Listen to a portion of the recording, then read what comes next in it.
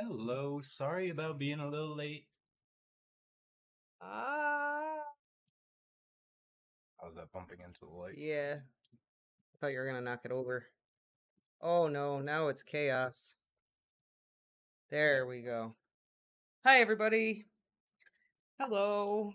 Hello, Ren, Patrick, Dan, and Danny Wood. Hello everybody. All the dudes, all the people. No worries, Dan. I'm going back through right now. Currently in the editing process, I'm on chapter like 16, 17. So the next 10 chapters I want to get up by the end of this week. In case anyone was waiting for that to go back and listen to the earlier chapters. Yeah, it'd be easier if you just want to listen to the audio to catch up. Because we are officially way more than halfway through now. Not way more. We're at like 94 is like the halfway point. What were we on? Like 98? The next chapter we are going to read is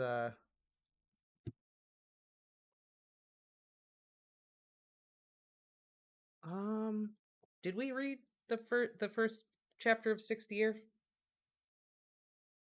I don't remember. I think we just finished this. We read September because we found out that James is a prefect with Lily. Oh, that's right. So we did read that chapter. Yeah. Hi, Katie. Hello, Katie. Yeah, and that's how we found out how Lily came to actually adore James. Well, yeah, we were speculating on how all that's going to go down. Yeah. Yes. And also, happy early St. Patrick's Day to everyone. We're obviously doing this a day early, and St. Patrick's Day is tomorrow, so... Yes, we are well. We hope you are well as well, Glenn. We are doing fantastic, and I'm going to see what Bailey is. Yes, please, Bailey. Stop it, because we have all the young dudes to do this evening. But yes, we were going to do a St. Patty's... We were going to do a lovely St. Patty's Day stream, but unfortunately we won't be able to stream tomorrow, so we'll have to do it tonight. You're fine. If your comments are belated, it's okay. 90% of the time I'm reading anyway, so... What's his issue? Is there a dog outside? No, I didn't see anything outside. That's why I don't know why he's barking. Oh.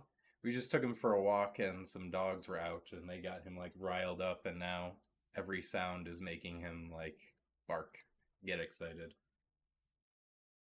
You need to calm down. It's all the young dudes' time. It's time for Wolf Star to happen. No. All right, hop up. Come on. Everyone loves it when he comes on the show. So yes. All right. All right. There, Bailey making a guest appearance. And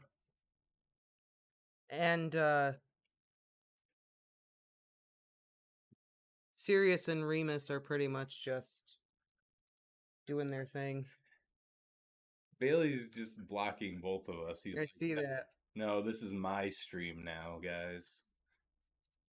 I mean, he's more popular than we are, so, you know. Katie says hi, BD. Katie says hi, BD. He has a little smile on his face. He is. He's happy boy. I think he likes that you said hi. He loves attention. Yeah. He's the BB. But okay, so that was the last chapter we read, was when James becomes prefect. Yep, and he goes and does prefect stuff with Lily, and he's convinced this is his time to shine. This is the year that it's all gonna happen. He's gonna win Lily Evans. That's right. What happened with Sirius and Remus? Was this the chapter where he told Remus he was really brave? Or was that the last chapter? I think it was this one. He told Remus the whole kissing thing was brave or whatever. I'm relying on you because I've been going back through and listening to the early chapters, so I'm all confused at what is going on. What did I listen to before and what did I read? Just gotta teach Bailey where to look. That's right. We've got to make Bailey camera ready. Bailey, Whatever. look, right there. There you go. Right. Hi, Bailey. Our Bailey. She said he's a. Hi, Bailey. Said she's a pity. Bailey is a boy, is part pit, part Jack Russell Terrier. Yep. And who knows what else. Maybe some other stuff in Those are two we know. That's why he's got this little Jack Russell tail. Curls up. It's like, are you talking about my tail? Are you talking about my tail? All right.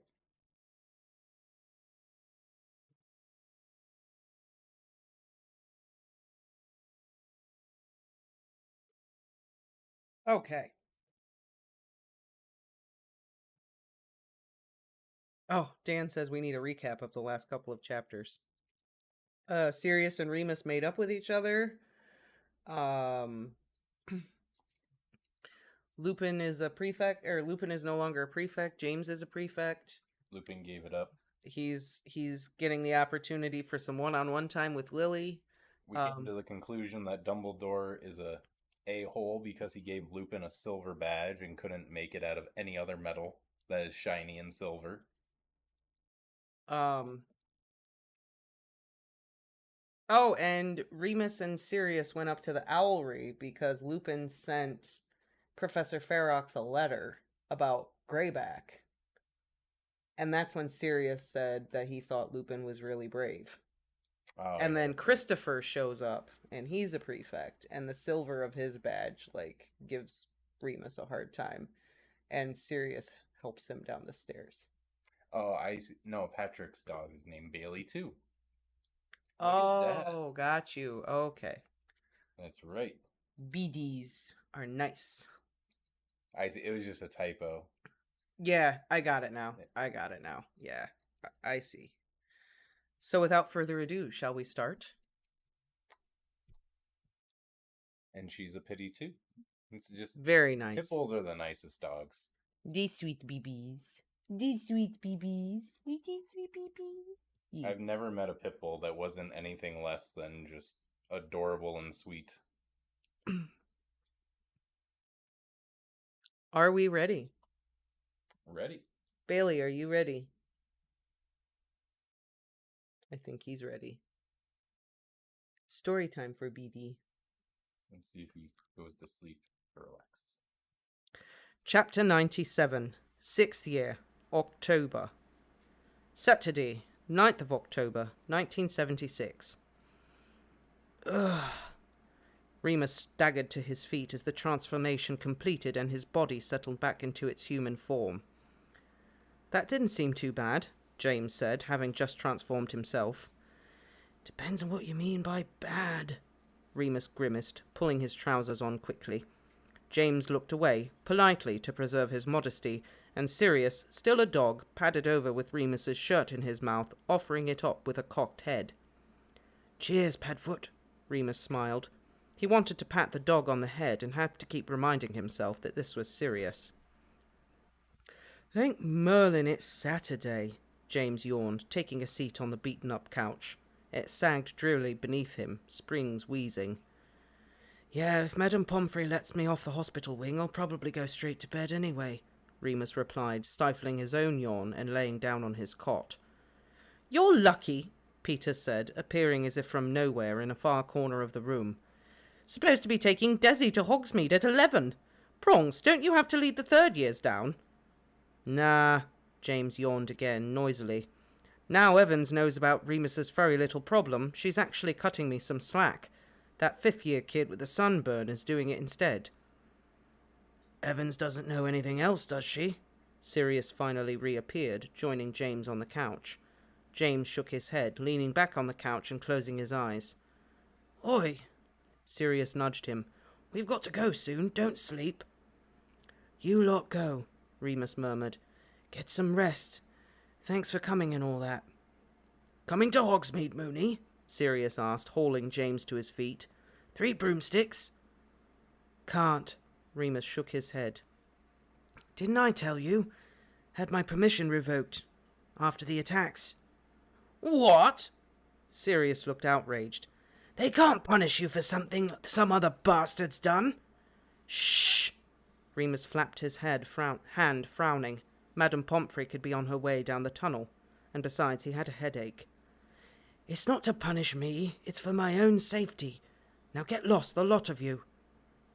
They were gone in just the nick of time. Madame Pomfrey entered the shack only minutes afterward. She gave him a quick going-over and, satisfied, walked Remus back up to the castle. She prescribed him a few hours' sleep in the hospital wing, which he was more than happy to accept. With all his friends in Hogsmeade, there wasn't much to miss out on. He woke at about lunchtime, stomach rumbling as usual. Madame Pomfrey had evidently anticipated this. There was a plate of cold cuts and bread on his bedside table, along with a bowl of fruit and a large goblet of pumpkin juice, which he drained first. Remus was so ravenous, in fact, that he did not notice the letter propped up in the fruit bowl between 2 apples until he was well into the construction of his second sandwich. When he saw that it was addressed to him in a script familiar from the hundreds of returned Care of Magical Creatures essays, he almost knocked his plate off the bed in his eagerness to read it. Dear Remus, it's a pleasure to hear from you. I don't mind in the least. I cannot disclose my location at present, but rest assured that I am as safe as it is possible for me to be. I am glad to hear that you are well. Dumbledore told me about your OWL results. I am incredibly proud of you, Remus. I know you must have worked very hard. Keep on like that, and I promise that nothing can stop you. It is perfectly natural that you would want to know more about Greyback. I only wish I had more to tell you. I'm afraid I've never worked on any werewolf-related cases for the Ministry, and if you want my opinion, no one has ever done any useful research into lycanthropy since your father, and as you know, he was quite terribly wrong about a number of things. I do know that Greyback was a dangerous wizard before he was bitten, and is one of the cruelest men I've ever heard of, save Voldemort himself. The council that freed him against your father's wishes believed him to be a muggle tramp. I would take this to mean that he dresses shabbily and is a skilled manipulator. I'm sorry I can't give you any more than this. I want to emphasize, however, that the most important thing we know about Greyback is that he is dangerous. If you have even the slightest suspicion that he knows where you are, you must contact Dumbledore immediately. Only Dumbledore can be trusted. Best of luck with your NEWTs. 1. Ferox. L. Ferox. Remus read this through twice, then read the first paragraph once more, just for the thrill of it. I'm incredibly proud of you, Remus. What a wonderful thing. There was no solid information in there, of course. Nothing Remus hadn't already considered. Of course Greyback must look homeless. That was the best way to avoid drawing attention to yourself. And Remus was the very last person who needed to hear how dangerous this man was. The letter felt precious, all the same. Only the Marauders had ever written to him before. Good afternoon, dear. Madame Pomfrey emerged from behind the screen. She had a sixth sense for knowing when he was awake. Hello, he smiled at her, Ferox's encouraging words still in his mind. You're in a good mood, she smiled back. Though I don't blame you. Nearly a perfect night. You're free to go as soon as you'd like. Thanks. He swung his legs out of bed at once, then looked up quickly. Madame Pomfrey, can I ask you something? Of course, Remus, she replied, busying herself with stripping his bed now he'd left it. She did a sweep with her wand. It was some of the most elegant and seamless magic Remus had ever seen. I'd like to learn about healing spells. Just basic stuff. I'm no good at potions. Actually, I dropped it. I'm sorry to hear that, she replied, tidying his bedside now. Potion making is a useful skill. Right, but I just want to be able to sort myself out after a full moon. Once school finishes, you know. Madame Pomfrey stopped what she was doing and sat on the bed to look at him. When he was a little boy, they were eye to eye when she sat down. Now she had to look up at him as he towered over her, and he thought for the first time what a very small woman she was. He'd never forgotten the morning she'd rocked him in her arms, and how safe she made him feel then. He could probably pick her up now if he wanted to, and somehow she still gave him that same sense of security. All right, she said after surveying him. I teach a small selection of students the basics of healing on Tuesday evenings. You're welcome to join if you wish. though there isn't a qualification in it." "I didn't know you did that." She smiled fondly, getting up and resuming her work. "It's to prepare students wishing to begin their training as healers once they leave Hogwarts. I can only presume that healing was not your chosen career path when you spoke with Professor McGonagall last year." "Oh, yeah, right." He rubbed the back of his head, slightly embarrassed. He'd never thought about healing, largely because he thought it involved a lot of potions, but also because he was quite certain that no one would want to hire a werewolf to look after vulnerable people. The common room was nearly empty, it being a nice sunny autumnal day and a Hogsmeade weekend. Remus entered the dorm quite noisily, allowing the door to slam. James sat up in bed, startled. "Bloody hell!" "Oh, sorry," Remus cringed. "I thought you'd be in Hogsmeade." "We were gonna." Sirius rolled over in his own bed, yawning. "But our beds look so comfortable." "Damn, I didn't mean to sleep that long." James got up, stretching. "I was going to slip Ross Murter a bit of cash for the Halloween fire whiskey, too." "Don't worry, I got Peter to do it," Sirius replied, lying on his back, making no sign at all that he planned to get up. "Is it lunchtime?" "Yeah," Remus grinned, pleased to have his friends for an afternoon which he expected to be very dull and lonely. "Shall we go down?"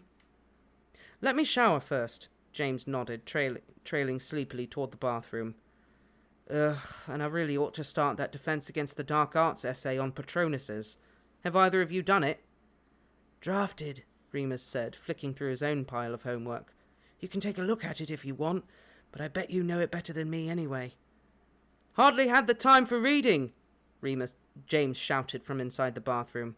He never shut the door and treated everywhere like a Quidditch locker room. "With the game coming up in these prefect patrols, not that I'm complaining about those. Patronuses look really cool, though. I wanted to be the first one to do it." Remus didn't respond to this, but he thought James would be the first to cast a Patronus, not only because he was the best in the year at Dada, Defense Against the Dark Arts, but, according to the books Remus had read so far, anyway, it looked as though you needed to be able to conjure up a happy thought at extremely short notice. James seemed the most likely to be able to do this. Remus thought he could probably manage it too, but maybe not very quickly. He made a mental note to give it some further thought before the practical. "So we've sorted the booze," Sirius was saying, loudly so that James could hear them over the water running. "Food is easy, and it'll be right after the feast anyway, so no one will be hungry except Moony." "Up yours," Remus said blithely, settling on his own bed, still trying to come up with some happy thoughts. "Decorations?" Sirius continued, smiling. "Well, I've asked Avni and Hufflepuff to do something creative with pumpkins, so we'll see how that goes. Then all we need is music. You'll do that again, won't you, Moony?" Remus shrugged. "I could, but last time everyone just put on what they wanted anyway." He didn't want to admit that he wasn't particularly looking forward to the Halloween party. Not that he didn't love getting off his face on fire whiskey and watching James make a prat of himself on the dance floor, but he couldn't shake the memory of the last Gryffindor common room party and how that had ended for him. "That's fine," Sirius was reassuring him. "Just get them going for the first few tracks. Something they can dance to this time?" Remus smirked and raised an eyebrow. "You can dance to Pink Floyd, if you try hard enough." "I know you have standards, but, Mary's asked if you could stick on some ABBA, maybe?" Sirius asked this with a mild wince, as if it caused him physical pain. "Oh, Jesus!" Remus flopped back on his bed dramatically, throwing an arm over his face. "Spare me!" Sirius laughed, which made even ABBA seem worth it. "Shit! Mary!" James shouted from the bathroom. Sirius frowned. "What?" he yelled back. James came running out of the bathroom, soaking wet and dripping onto the floorboards, a towel round his waist. "Mary!" he said again. "You were supposed to treat her to a day out in Hogsmeade, to make up for a birthday." "Oh, buggering fuck!" Sirius slapped his head, annoyed. "How do I keep forgetting?" "Not your fault, mate." James grabbed another towel to dry his hair, making it extra messy in the process. "You've been busy." Remus thought this was incredibly charitable of James, and especially a bit of a lie. And actually a bit of a lie, really. Sirius was the least busy of the Marauders. He hardly bothered with homework, he wasn't on the Quidditch team, did nothing at all extracurricular, and was taking less subjects than even Peter.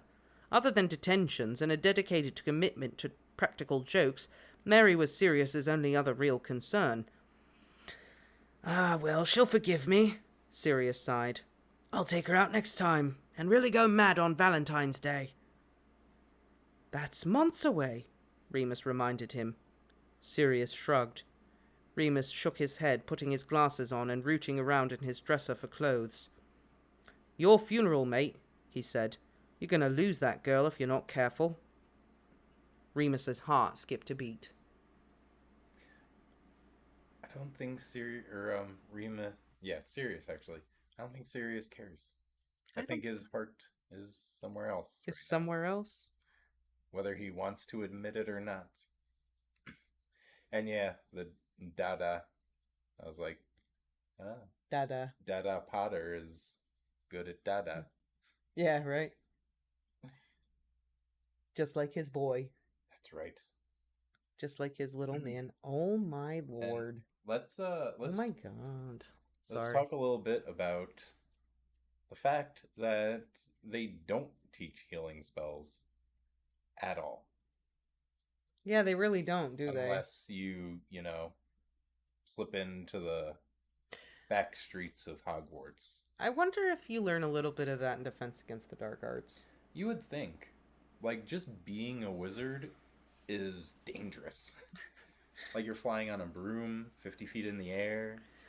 You're dueling and doing all this other stuff. Magical creatures. I think you're far more likely to get injured as a wizard. Don't you think they should be teaching you, like, some form of healing? Well, Katie makes a good point. We don't learn first aid in school.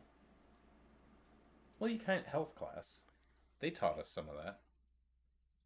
They taught us to put a condom on a banana.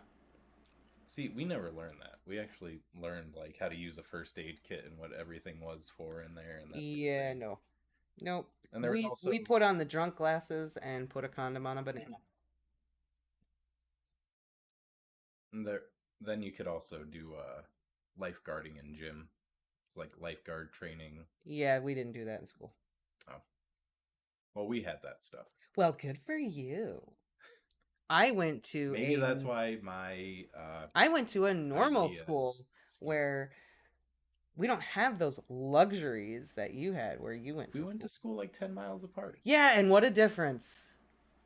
They're both public schools. I don't know. What a difference. There's a lot more money where you grew up. That's why. I'm sorry, BD. I'm sorry, BD.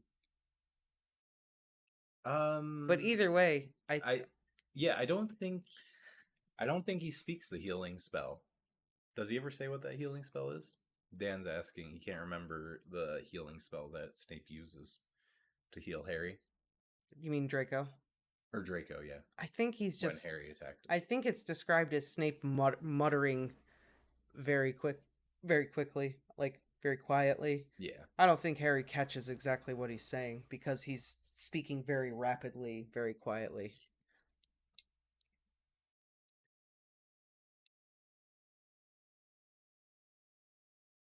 Yeah, ours was about sex education, eating well, don't do drugs. That was my health class. Yeah, we had to do that. And then we also learned how to budget. I did that. I didn't do that in health class. I did that in economics class. We drew like a thing, and it gave you like a description of your family. You know, you might have like 2 kids and a dog. Right, and how to budget everything. And then you would have to budget for your month based on a random salary you were given. We did not do that in health. We did that in economics class. Oh, we did. No, we didn't do that. But we did stuff like that in economics. I remember buying stocks in economics. Yep, we did that too. But that being said, I'm not surprised that they don't teach healing spells because, like, teaching first aid in school isn't very commonplace. And I think Remus is right in that a lot of healing is potions concentrated. Like there are spells and stuff, but I think there's a lot of potions that goes on with healing. So maybe they do learn something for healing and potions. Well, they do. They do like the pepper up potion. They talk about it in the books where they um Harry had to make this spell, this potion or that potion, and it like one was a cure for this, like a cure for hiccups and that kind of thing. Like um plus Madame Pomfrey, every time Harry's in the hospital wing, she's always giving him potions. She gives him the Skelligro, she gives him the sleeping drafts, like all that stuff. It's all she's always giving him potions. That's true. Um I'm just saying the spell that Katie says, Snape says it in a musical voice. The musical spell that heals the cut is like the cut, the spell that you would think you would teach everyone, especially with young students. They're maybe gonna be it's a, scraping their knees. I know, but maybe it's a very difficult spell to do. Maybe. Like And maybe it's not an easy spell maybe to they also do. don't teach them that so they can't hide stuff from the teachers. They That's have to go to Madame Pomfrey to have it healed. Yep. See? I think Katie is also right, and a lot of potions can just be bought, like how we buy medicine, like That's cough true. syrup and all that kind of stuff. Yeah, the spell that Snape does, it's not simple. He's like it's like a whole thing. I don't think it would be something that you would be able to like teach kids. Yeah. I We learned about condoms in health class, but we never like had to put it on the banana and stuff. we put it on the banana, and our health teacher had a bowl of condoms right outside of her room that just she always had filled. So if anyone needed one, they were like right there, and you could just walk by and grab one anonymously, no questions asked. They were just there, which for this area is pretty progressive, I think. Meanwhile, you have that kid in the lunchroom putting one over his head and blowing it up.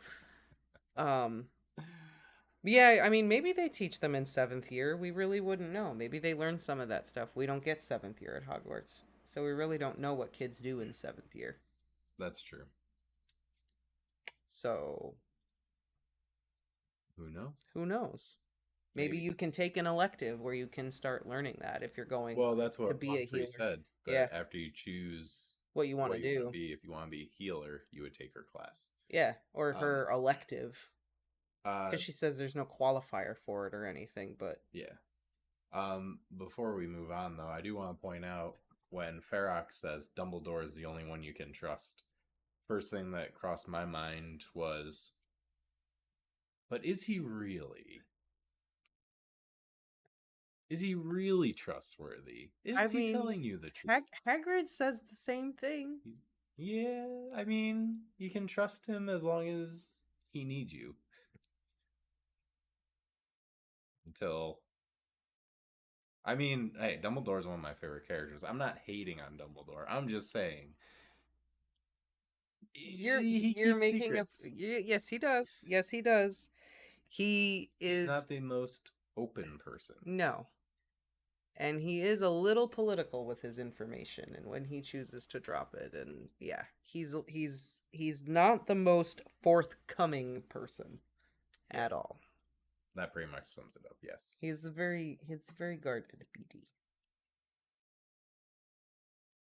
Don't worry. We know he's not as trusting as BD. No. Bailey's the only one you can trust. That's what you should have told him.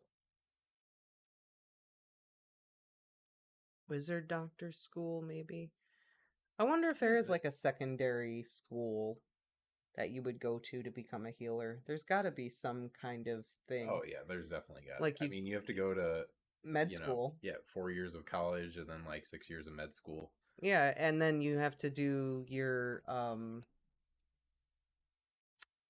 residency, do the witches and wizards go do their residency at St. Mungo's and stuff. Like there probably is some of that. Right. When I say economics class, I mean like an elective that was actual like financial economics class. Yeah. I do too, Katie. I find that really fun that Pomfrey just like teaches the kids healing spells on Tuesday nights. It adds her adds to her character. It adds to her Builds a character. little bit more substance. Yeah, because it's a lovely little addition that you could say, like, why not? Mm-hmm. It's never said or not said in the book, so why not? That's right. For as much time as Harry spends in the hospital wing, he really doesn't know a whole lot about what goes on. No. It says a lot about Harry. It says a lot. Madame Pomfrey is always looking after Harry, but does Harry ever decide to ask how she's doing? No. Not once. She's pretty harsh on Harry. Maybe she had a rough day. Maybe she did. Maybe that's why she's rough on. How would you feel if second year Harry Potter ended up in your hospital wing with no bones in his arm because another teacher got rid of all the bones in his arm? If I was Madame Pomfrey, I'd be just like, are you fucking kidding me right now? What's happening? Who let this happen? Now I gotta grow all these bones back. This is terrible. I mean, yeah, but I hate to come to Lockhart's defense here, but I mean, she really didn't do much. Well, then she has to. She's like, drink this, and then. No, but then she has to deal with Draco Malfoy in third year when he's like, "Oh, the hippogriff, it almost killed me," and she's got to like deal with Malfoy. Okay. How often do you think she has to deal with Malfoy?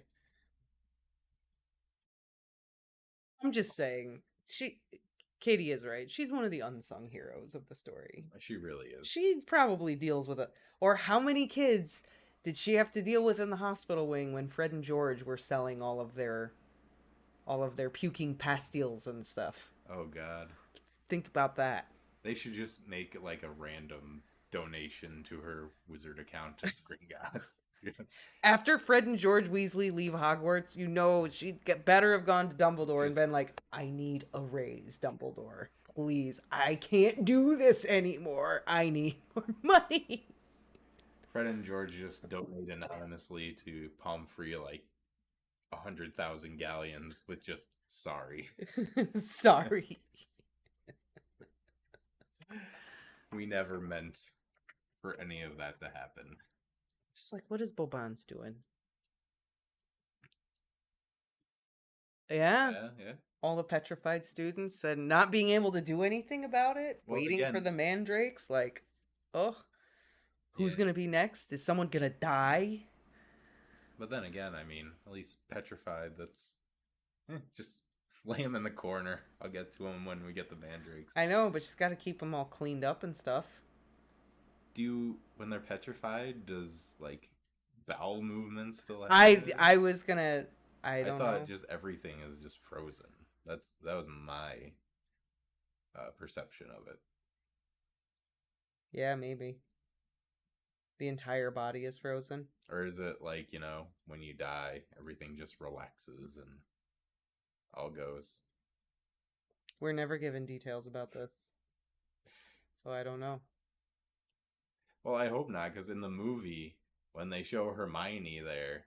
I think the bowel's petrified, too. I think so, too. Yeah, I think everything when freezes. They show Hermione petrified, she's still in her robes. So either they petrify, too, or Pomfrey just did not give a fuck that day and just left Hermione in her own filth. I'm going to hope that everything freezes.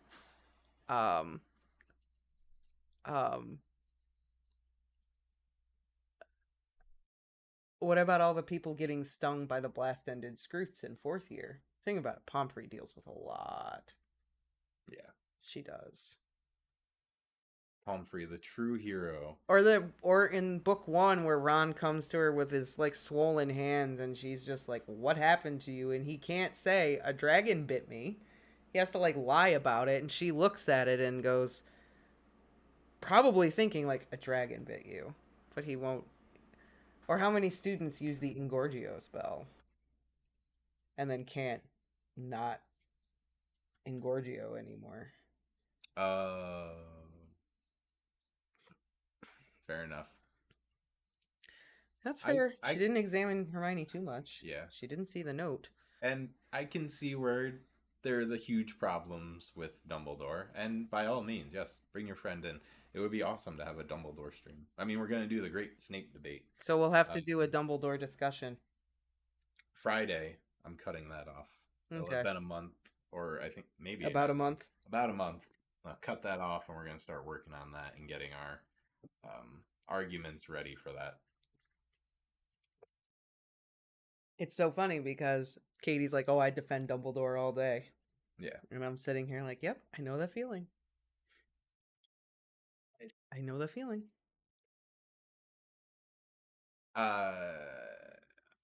It's gonna turn into a whole thing, so I'm not going to like dive into Dumbledore because it kind of references Snape and how they're somewhat the same and somewhat different. And we don't need to go there. Into that. Yeah, debate, yeah. Oh, for Katie. another stream. Katie, by the way, I wanted to tell you, when I was at Walmart the other day, do you remember listening to the Aloha Mora podcast? And they always have that guy Irvin on, and he wrote the book The Secrets and Lies of Albus Dumbledore. Like, he wrote a book about Albus Dumbledore. Please tell me you know what I'm talking about. Good man, Dumbledore. I gotta know if she remembers. Irvin Cateman, I think is his name. Yeah, I've heard of the book. Well, Katie, I saw the book at Walmart. They have it at Walmart. They have it. I was just like, we were looking at the illustrated books because I was hoping to pick up Chamber of Secrets, and it was right there, The Secrets and Lies of Albus Dumbledore, or whatever the name of the book is. And I was just like, is that coming from Aloha Mora? There's the book. I don't know. It was kind of cool just to see it in print. They didn't have Chamber of Secrets. No, they didn't have Chamber of Secrets. But they did have Prisoner of Azkaban. Which is equally cool. Which was really, really awesome, and I loved it. The only illustration I don't think I was 100% in love with was the werewolf illustration. I didn't see that one. Yeah. So I'll take your word for that. And Zoya Katie says that they didn't check in her hand or it was stuck in there. So Madame Pomfrey didn't really examine her. So I think Madame Pomfrey did do what I said. They brought Hermione in. She's just like, just throw her over there in the corner. I'll deal with her when I can. She's not going anywhere. Probably because this is how many petrified students at this point, plus a petrified ghost. Like, yes, I'll give it that. The werewolf illustration is still better than the movie. Oh, yeah. That's true. The werewolf illustration looks like the weasel from Suicide Squad. I thought you said you didn't look at it. Or not the illustration, from the movie. Oh. That's who Lupin looks like. Yeah, in the movie? Yeah. Oh my god, Weasel from Suicide Squad. Cat? Oh, probably Connie got that or something. No, there's no Bobans. There are no Bobans. There's a little delay. We could have gotten down. Oh, maybe she moved. But yeah. Yeah, that's true. She's terrified the monster is coming for them. Yeah, and the monster is on the loose. They don't know what's happening, and until the mandrakes are ready to go, there's literally nothing she can do for them. Yeah. I'm saying you could very easily turn Chamber of Secrets into like the Harry Potter horror movie. Absolutely. I think it would be pretty awesome too. Absolutely. The element of horror. Dim down the pipes and everything when Harry's getting chased by it. The slowly just hear something moving and then shine of gold eyes. 2 and 6 are probably the scariest books overall. Yeah. Because 6 you have the cave and all those memories and whatever else, and Ron getting poisoned and all that stuff happening. Maybe 4, I don't know. But like true horror moments, 2 and 6, big time. Mm. Yeah. Yeah. It's definitely like a monster movie kind of story. Yeah. For sure. Oh, there he goes. I was just thinking like it'd be cool to see an adaptation of it. As like a true horror story? Yeah. Yeah, I'd be down. I'd be down for that, to make it just truly scary. Yeah. I mean, I'd watch it. Tom Riddle in the diary can be like Freddy Krueger. There is a Freddy Krueger kind of element to that, Mm. isn't there? Yeah. I could see Reaches that. out and manipulates you. Inside your head. Instead of through your dreams, through your thoughts that you write down. Yeah. Yeah, definitely. But shall we continue? Yeah, let's do the next one. Chapter 98. Halloween. Speaking of spooky and horror and Freddy Krueger and all that great stuff. That was a perfect segue. I didn't even plan that. Tuesday, 26 October, 1976. Boarding the Hogwarts Express in September. Listening to David Bowie. Listening to T-Rex. Christmas at the Potters. Winning a game of chess. Starting a new book. Finishing a book. Grant's voice on the phone. A perfectly executed prank. Beating Sirius at history. Beating Sirius at anything. Running through the forest at full pelt with Padfoot. Sirius Black's smile. Snogging Sirius. Focus! Remus muttered angrily to himself as he stalked through the corridors toward the hospital wing. A group of first-year Slytherins who happened to be walking past jumped at his outburst, then scurried away, whispering. Oh, great, Remus thought. Bet Snape's already told them all about loony Lupin. Talking to yourself will really help. He was on his way to his first study session with Madame Pomfrey and the students, putting themselves forward for healer training and using the spare time to list all his very happiest moments. Only one memory in particular kept interrupting. If my Patronus is a black dog, he told himself, I'll have to leave Hogwarts forever and never show my face again. Hello, Remus. What are you doing here? He'd reached the hospital wing now and found Marlene waiting outside, smiling at him, clutching a large textbook to her chest. Hiya, he smiled back. I'm here for the healing lessons. Oh, wow! I'd no idea you wanted to be a healer. She beamed. Yeah, well, I mean, I was just interested. How about you? Oh, yeah, it's all I've ever wanted to be, she said proudly. Remus tried not to look too taken aback. That felt like the sort of thing he ought to know about his friends. But then, Marlene had always been a bit more private than Lily or Mary. Secretly, Remus had always felt a special fondness for Marlene. She was quiet and shy like he was, less abrasive than Mary, and less bossy than Lily. He remembered once, in a moment of confusion at the age of 13, having decided to fancy her.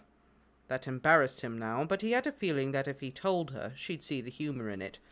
Actually, now that he thought about it, Marlene had an inherently good nature and sensible attitude that probably suited a healer. Besides this, during Madame Pomfrey's lesson, Marlene was clearly the standout student. She seemed to know half the spells already, and the Mediwitch approvingly told her she had a natural gift.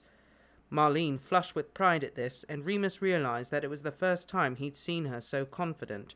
She'd always seemed so unsure of herself before. Blimey, I should start taking lessons from you, he said as they left the sick bay later that evening.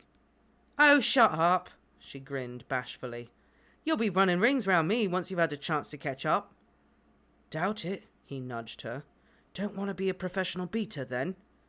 Ah, no chance, she laughed. You should see the state my brother's in, and he's only been professional for a few years. Wouldn't mind being the healer for the Cannons, though, or whatever team Potter gets drafted to. Then I can still see you after school finishes. We'll still see each other anyway, Remus said. You can't get rid of us that easily. You're a sweetie, Remus. She elbowed him. Hey, I'm really looking forward to the party. Are the rumours true?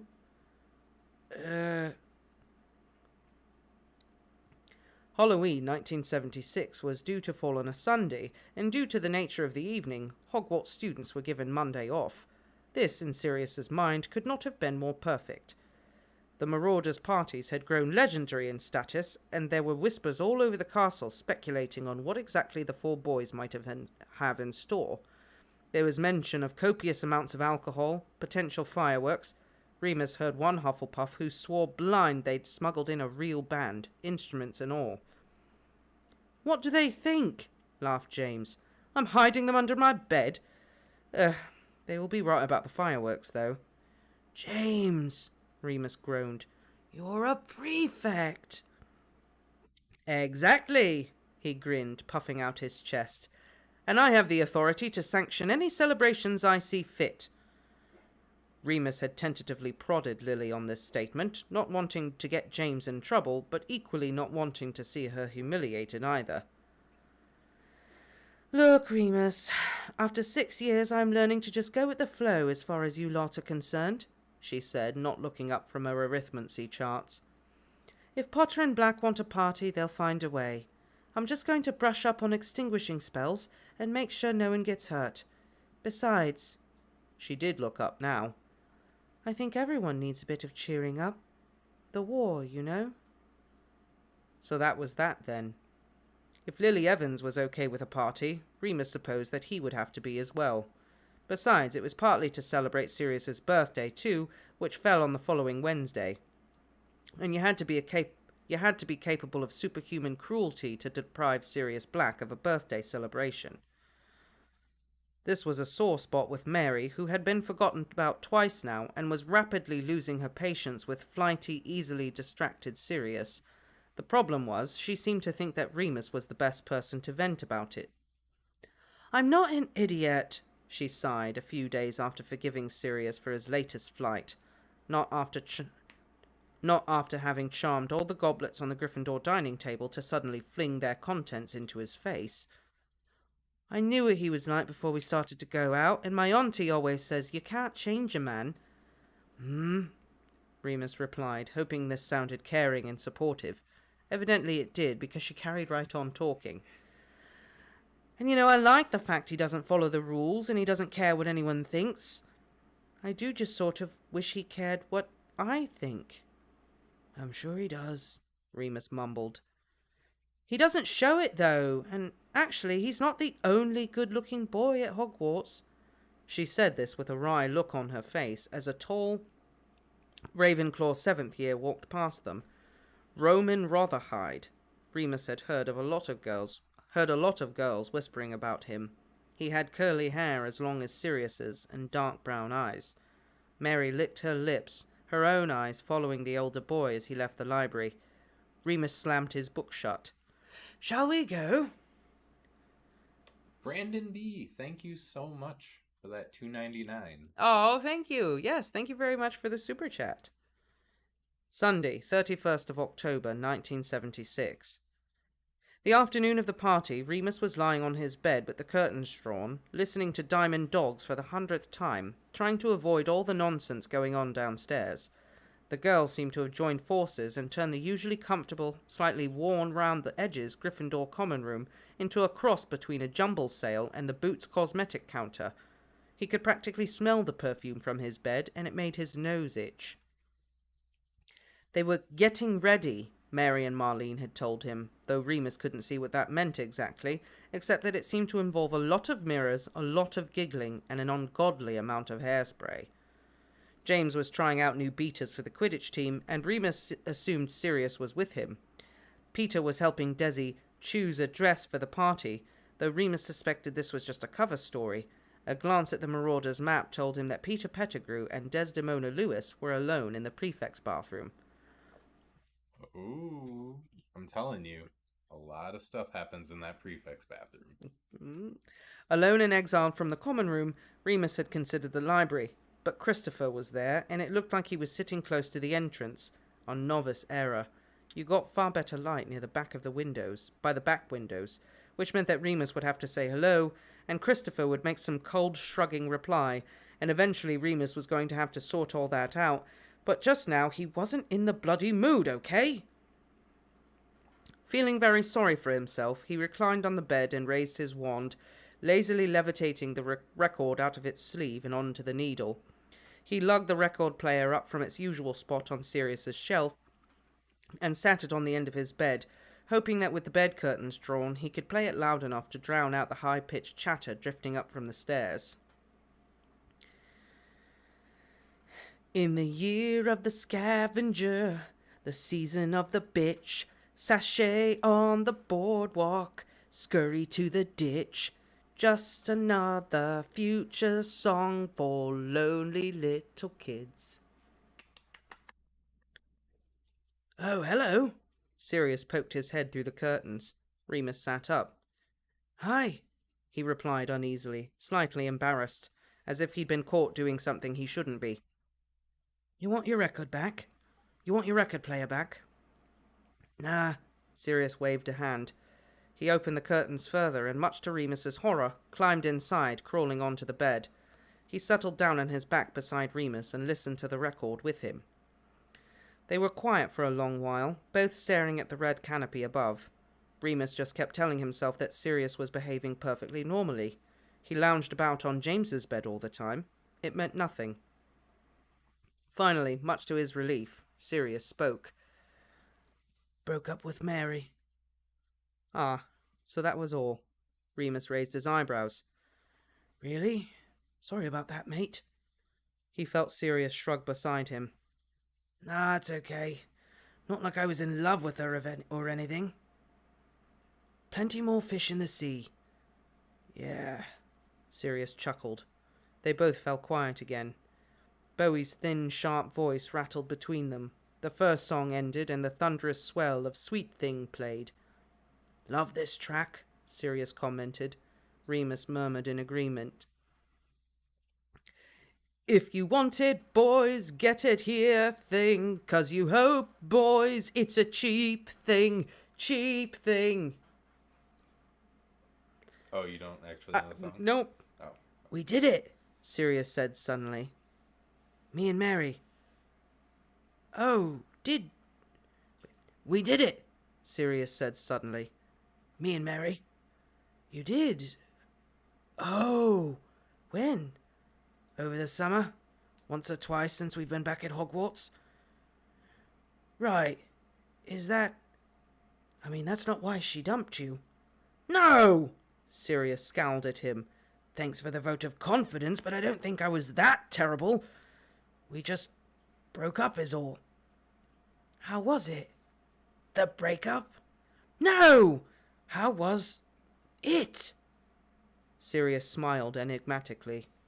Oh yeah, it was good.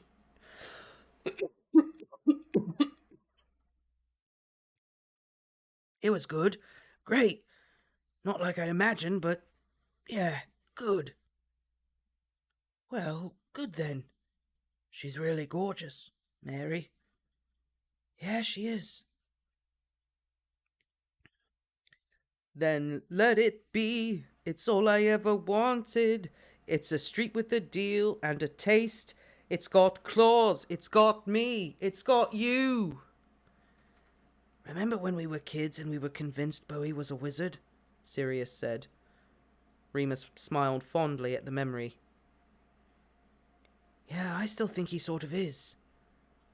One day, when we all live in London, we'll go and find him, and then we can ask.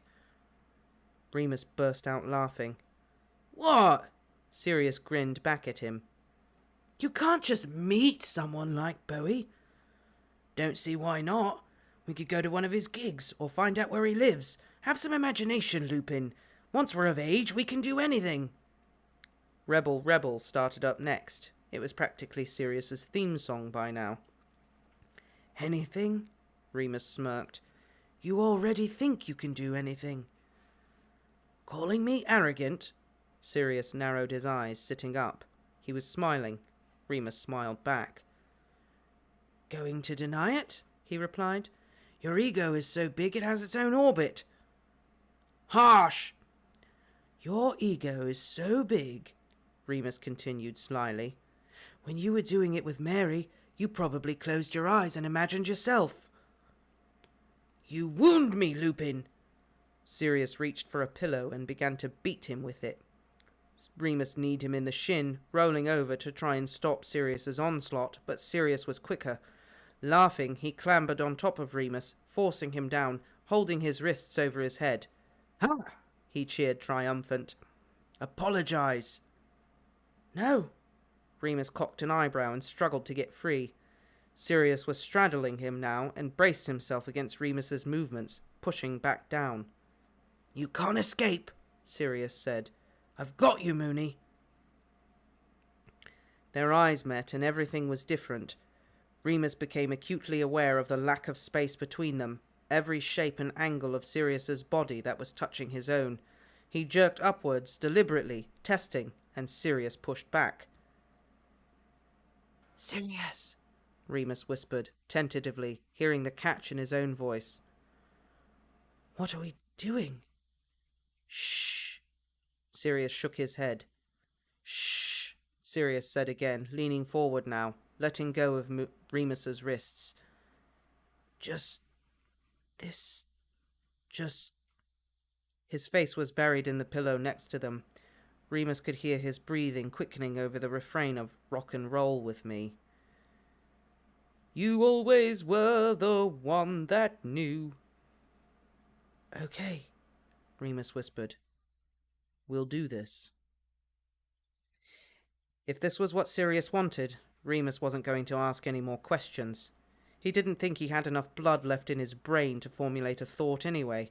He was aching, straining with desire, and Sirius was pressing down on him, hitting the very parts of Remus that cared most for pressure.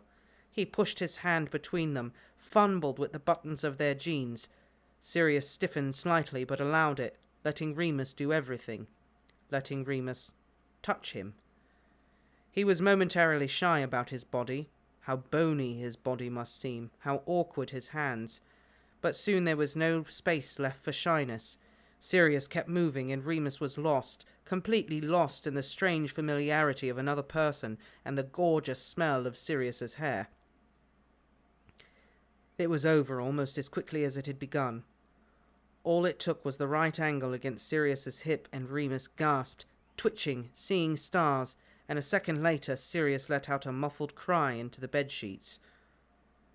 In the quiet moments that followed, they lay breathless and tense. Then Sirius propped himself up and climbed off, rolling over onto his back.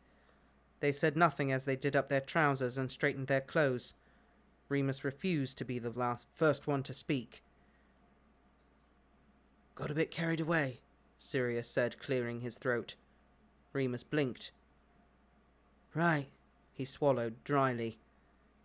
"Sorry." "What? No, it's okay." Sirius looked awkward. Remus had never seen him look so out of his depth before. "I'm going to have a shower. Not long until the feast." "Right." Remus nodded again, watching Sirius carefully climb out of the bed and back through the curtains. He stopped and turned back quickly, looking slightly panicked. "You won't tell anyone?" Remus snorted and shook his head. "As if I would." Sirius nodded and closed the curtain behind him. Remus flopped back down on his bed, his mind still catching up. If he wasn't so confused, he'd be furious. Oh, they're gonna act like it's complicated now. Come on. They broke the ice. They obviously both like each other. A lot. I think Sirius could potentially still be confused. Yeah, probably. I think Sirius may be confused in the sense that he may not think it's okay Well, yeah. what he feels and I could all only that. imagine with everything that his family has brainwashed him with. Yeah. That's probably up there too. Is don't be gay. Yeah. I mean, at this point in time, it's still terrible to be gay. So, and some people to this day still think it's terrible to be gay. So there's also that.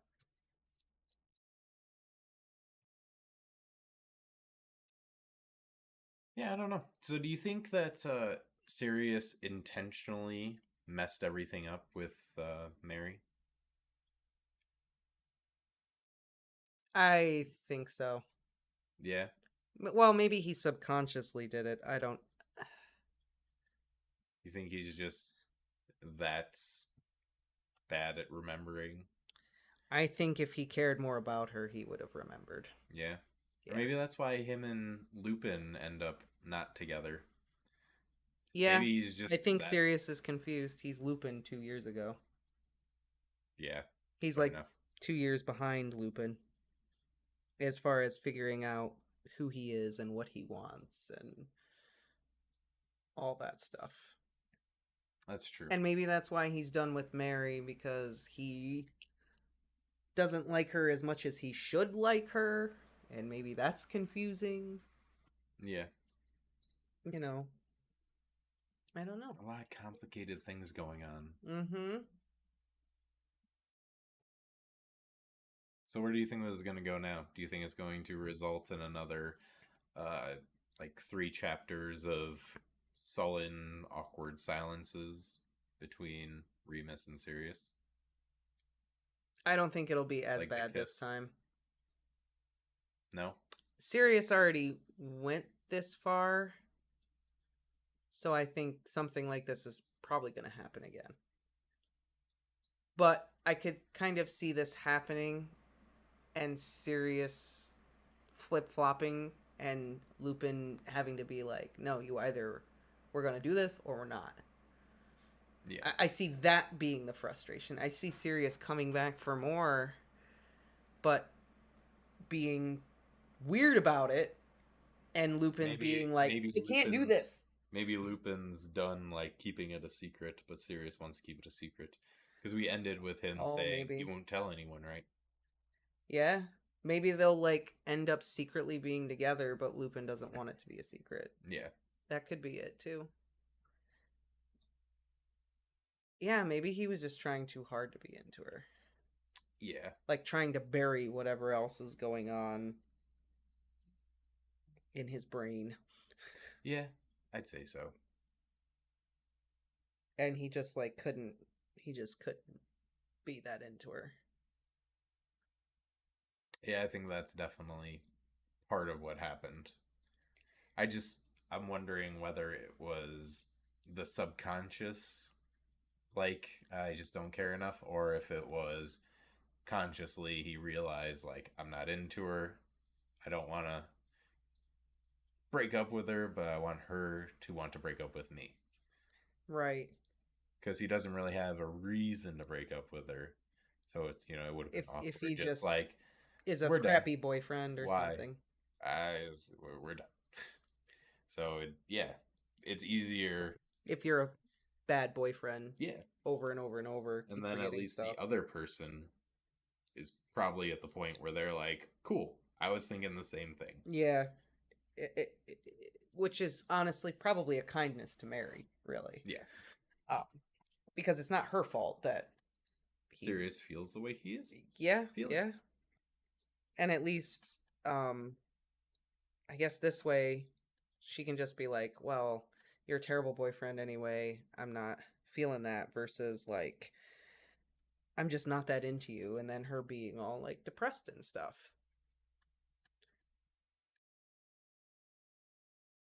So.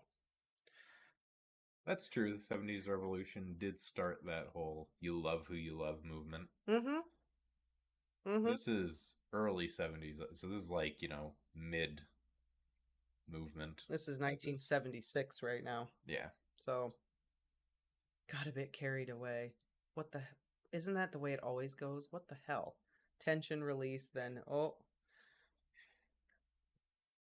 that's a good point. Yeah. That's a good point. Yeah. It's a little awkward. Oh, got carried away there. Sorry. I'm gonna go. Don't tell anyone. Yeah, that's why Lupin at the end, he's like, if I wasn't so confused, I'd be really angry right now. Yeah. And no one could blame him. No.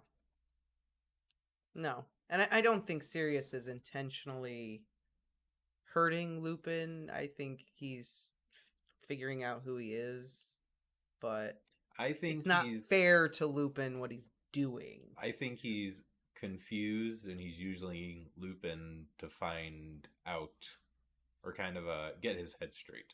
Yeah. Well, also, I think he's trying his hardest not to hurt Lupin, though. Yeah.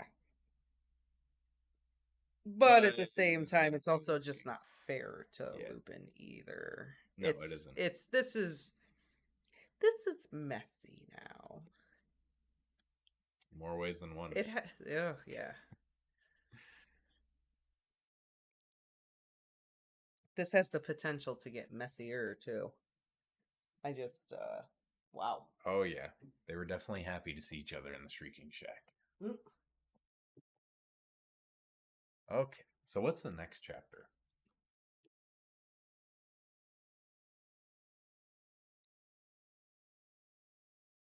I just want to know the title so I can hypothesize real quick before we hop right in.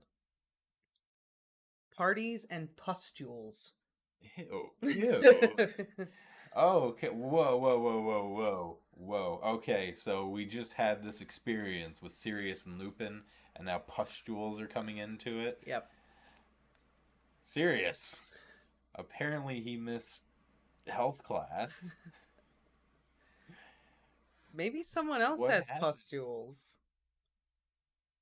I mean, the only logical thing, maybe Mary did. And now they're going to be worried. But Mary was seeing the seventh year on the side, and he gave it to her or something. What if it's Peter and Desi in the prefect's bathroom? They were getting busy. Maybe, yeah. I'm just saying it is a very bad idea to put a co-ed bathroom with a very large bath in a high school. In a high school. But you need the password. People will figure it out.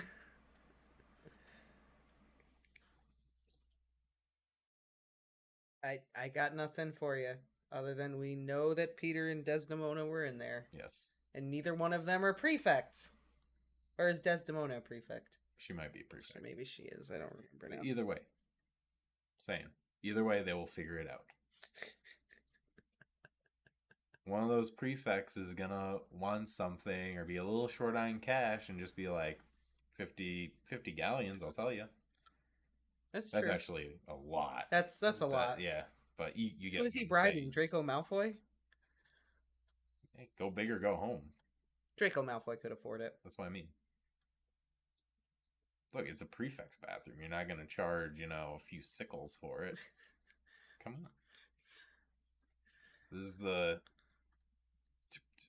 grand captain's suite of bathrooms. Harry wasn't a prefect and he got in. That's true. James probably just gave him the password. That's true. That's another thing, yeah. Well, yeah. We know James wouldn't care. That's true. Lily even stated in this chapter that she just kind of gave up. Yeah. They're going to do whatever they want to do, so I know. She might have just given it out. Like, if I don't tell you, you're just going to walk over. James is going to tell you, so here it is. Yep. She's also of the mind that there's a war on. Everyone just needs a little... Get it while you can. Yeah. We're all going to die soon. Pretty much. I wonder if this... Well, no, it's too late for that, but... I was going to say, I wonder if Rowling, wanted this war to kind of represent more of, Vietnam. That whole idea, but we're a little late for that. Yeah. Because the war is, just starting, really. And we're already nearing the 80s. Oh, the password is squeaky clean, but not sure it is anymore. Just like Lupin's bed sheets. Oh, God. On that note, you can start. I'm just going to grab another drink. Well, I've got 15 minutes. That's it. We're going to 8:30. Or 9. Since when are we going to 9? I thought we were going to 8. No. You did this the other time, too. Oh, my God. When am I going to eat food? I have to wait another hour and 15 minutes. No, we don't. I thought that this was agreed upon. Apparently, we gotta work on communication. Yes, we do. No, crusty sheets, no. God. One of our subscribers wrote that. Yeah. Because the crusty sheets Landed on He landed on Hagrid. Yeah. Man, that was a horrible one. Good night, Patrick. Thank you for dropping in. All right, I can read more, but I need to just take a 5 minute after you get back. All right, it's up to you. How long No, is the chapter? it's the party chapter, so let's see. All right, it's a pretty long one, so It's a just pretty say good more. one. Let's just read one more. All right. But I just need to take 5 minutes. So you go do what you're gonna do first. Sorry. I could have sworn you said 8 o'clock yesterday, but you know what? Whatever. We'll read another chapter here in a minute. I just need I never specified an end. Oh. I just when you wanted to start it, whether you want to Oh. start at 6. See, there he goes, making assumptions. So you're making assumptions. Well, no, that's what I'm kidding. we have been doing. I'm kidding. I'm kidding. Okay. I'm just I know you're kidding. okay. I just need 2 seconds. I need to get up. I need to pee. I need to get up. So just give me a moment. Go get food. Go get food. I will when we're done. I will go get food.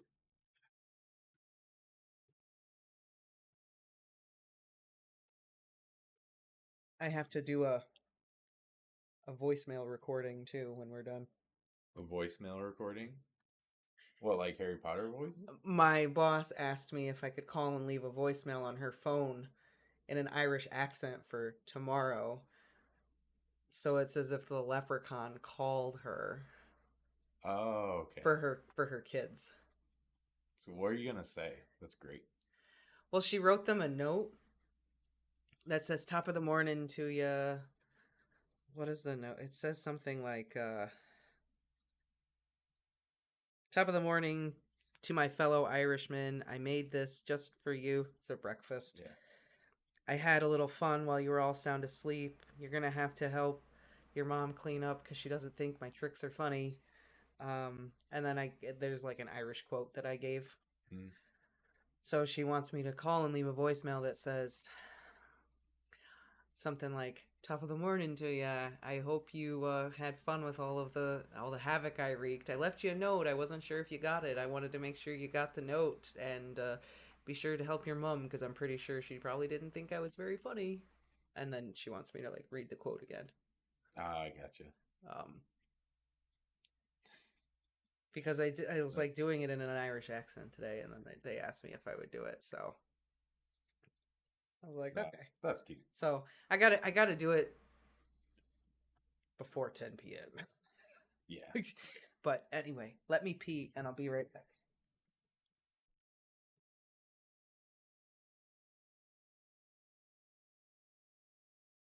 I think the prefects would be more well behaved. I mean, I'm sure the prefects are more well behaved, Dan, but they're still teenagers. Don't tell me that Cedric didn't take Cho in. Oh, Cedric definitely took Cho in there. Why do you think Moaning Myrtle spends so much time in there? She caught Harry. Alright, she's creeping.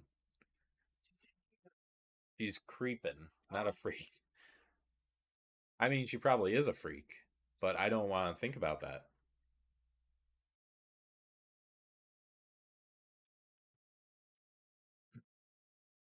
That is true. Yeah, I definitely think that some of the prefects, at least, think the rules don't apply to them. I mean, you give them the power, they're gonna abuse it somehow. And again, teenagers. What are you gonna do?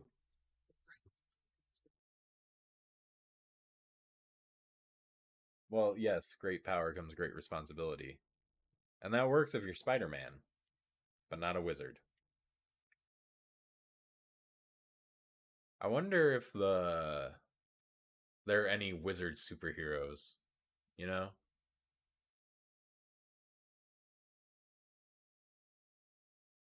I know they're making out everywhere. They're like Wormtail and Desdemona.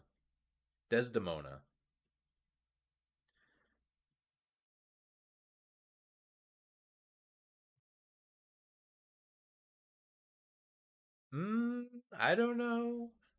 I mean, maybe not. Percy was a little stuck up.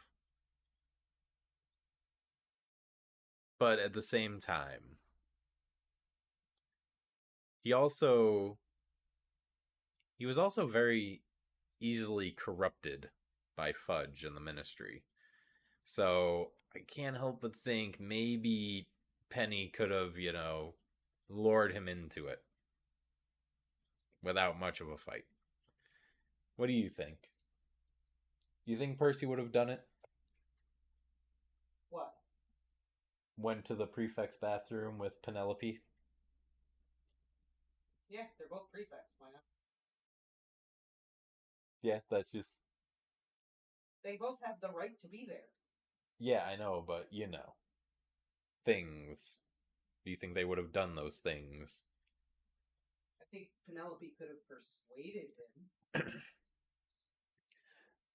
Yeah, that's basically why I said I think Penelope definitely could have persuaded him. I don't know if he would technically do it, but I think Penelope. All right.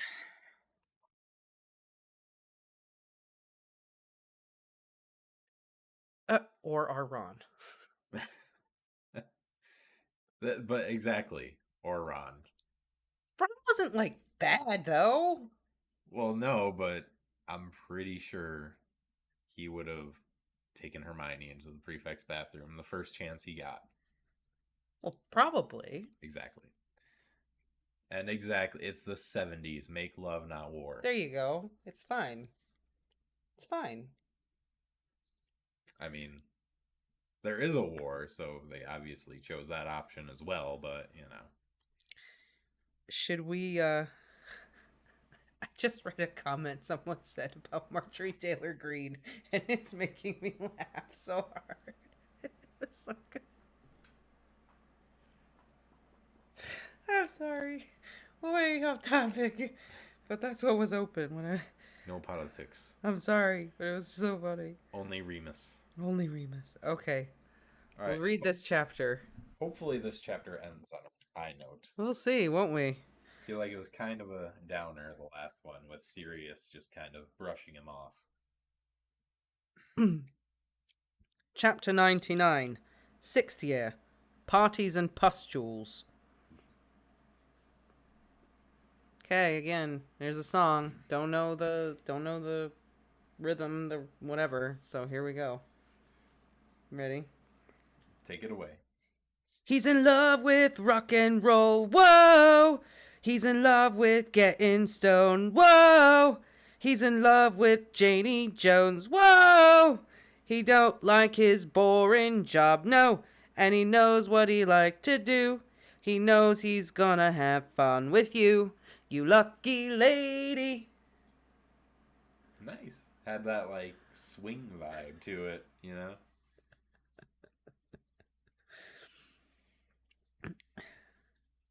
Like Elvis era rock and roll. Oh my God, this first line. Sunday, 31st of October, 1976. The 1976 Hogwarts Halloween feast was so terrible that Remus's first order of business immediately afterwards was to get as drunk as humanly possible. It wasn't terrible in any outward kind of way, of course. The food was delicious as usual, a glorious golden hog roast with apple crumble covered in goopy yellow custard for pudding. It was just terrible for Remus. Sirius wasn't rude or cold. He wasn't even trying to avoid Remus. It was exactly his dreadful dedication to normality that made it so awful. He smiled. He laughed. He joked. He called Remus Moony without a trace of shame. Remus had no choice but to follow his lead. After all, he'd promised not to tell. Mind you, he hadn't the first clue how you would tell somebody a thing like that. Oi, James, has Sirius ever sort of got in bed with you and then sort of ended up touching quite a bit? Oh God, what if he had?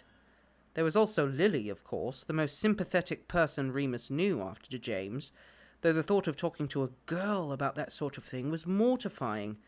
Mary was the most sexually experienced person Remus knew, and he absolutely 100% could not talk to her about Sirius. Not that she'd have been upset. As the party got into full swing, Remus knocked back 3 shots of whiskey as soon as the opportunity presented.